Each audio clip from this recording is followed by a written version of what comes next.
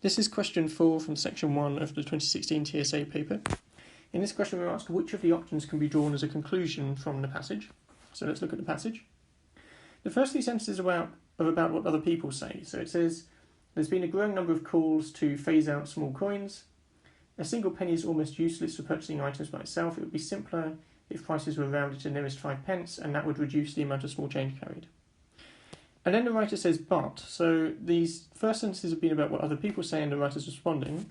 They say but that view doesn't take into consideration that it will lead to price increases. So the writer is predicting there will be price increases. They haven't backed that up yet, and they're saying that's a problem with the argument. Then they say that few people would be concerned about paying £1 instead of 99 pence, but it's not the consumer who benefits. And when you say something like it's not the consumer who benefits from the increase, what you're really saying is that the consumer is going to be harmed. If you say it's not this person who's going to benefit, you mean someone else is benefiting at their expense. But this is making a factual claim about the extent of price increases and the fact that consumers who are paying the prices aren't the people who are benefiting. Then they say a single penny may not be worth much, but those who save them do have enough to purchase something useful. So this is just another factual statement about the possibility of saving. And lastly, they say there are many charities that benefit from small coins as donation. So that's just another factual statement. So this passage starts off as stating a position, then it says the writer is going to respond to it, and then they give facts in opposition to the initial position. And we're looking for something we can draw as a conclusion to this. So there isn't an explicit should statement to this. The writer does seem to consider these as reasons. So in theory, if one of the options is a reasonable enough should statement, we might be able to draw that. But most of this is factual, so we'd prefer a factual conclusion, if possible, that we can draw from this evidence. So let's have a look at the options and see which of them could follow from what's given in this passage. Okay, so I've noted down the reasons the writer gives. So the first 4 sentences are just about describing the view they're responding to and setting up the problems with it.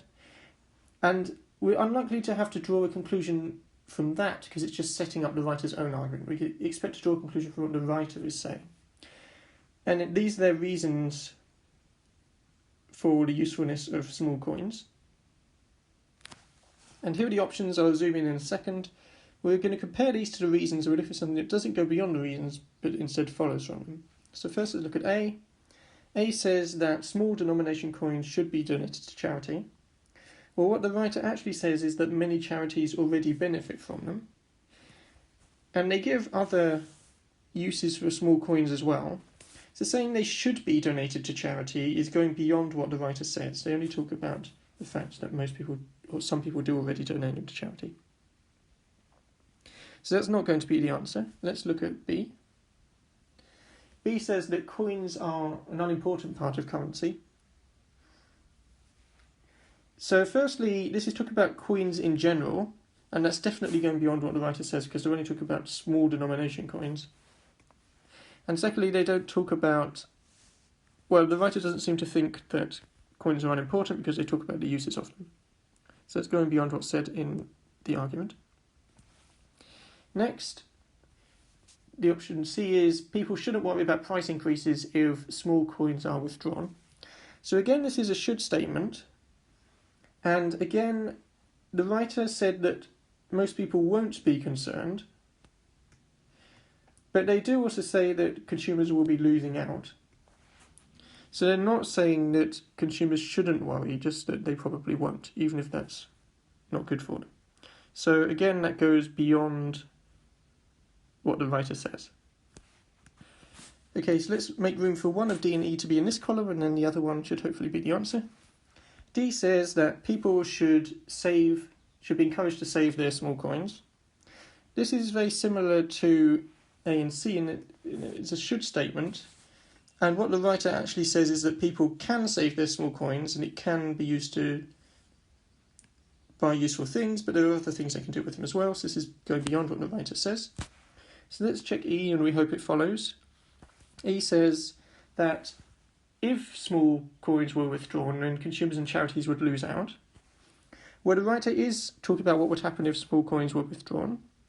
And they do say that consumers wouldn't benefit, and what they meant there is that consumers will be harmed. They'll lose out. And they also say that charities currently benefit from small change, so if they were removed, then charities would lose out. So it looks like E does follow from what the writer's saying. And therefore the answer is E.